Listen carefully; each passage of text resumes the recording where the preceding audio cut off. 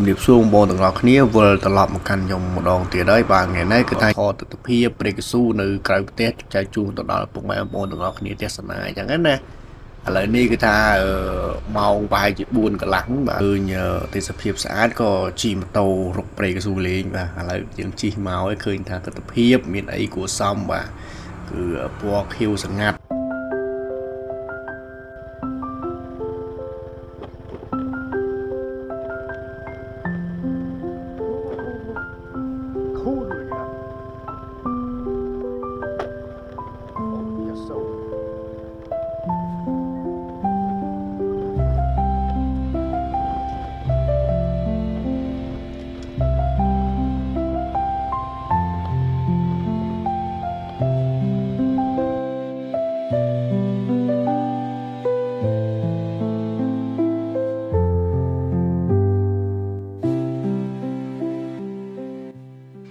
ឈរនិយាយគឺថាសម្បោចទូចរោមខំផង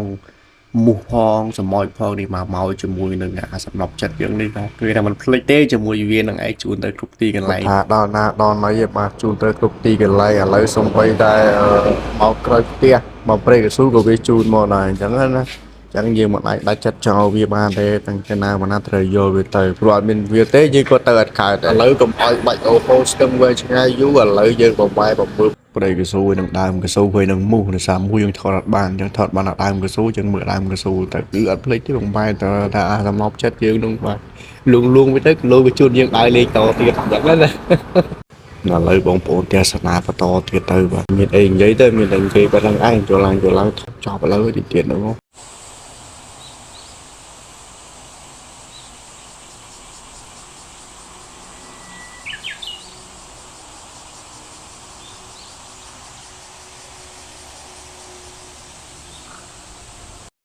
បាទចេញទៅវិញហើយបាទអាចទ្រាំនៅទៀតបានទេពូថាមូសធំមែនតើខំយកហើយនឹងមិនមនុស្សហើយ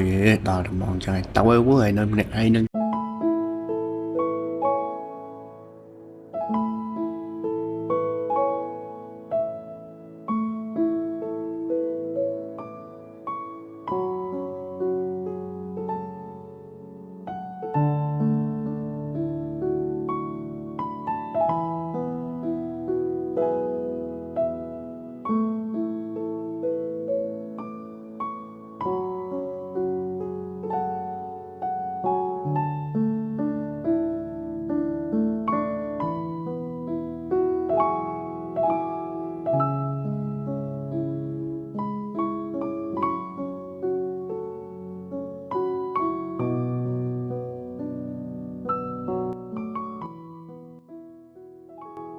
បាទចន្ទទីនេះគឺគេបេះផ្លែអស់ហើយអញ្ចឹងនៅសល់តែដើមនឹងស្លឹកដែលរោយខ្លះនៅសល់ខ្លះប៉ុន្តែមិនអីទេឃើញតែនៅស្អាតធម្មតាតែទេបាទវិញឥឡូវដើរទៅម៉ូតូសិនដើម្បីជិះបន្តដំណើរទៅមុខទៀតតើមកទៅមុខហ្នឹងគឺមិនតាណាទេគឺថាបកទៅក្រោយវិញដោយសារតែបកទៅផ្ទះវិញមកវាខំពេកអញ្ចឹងក៏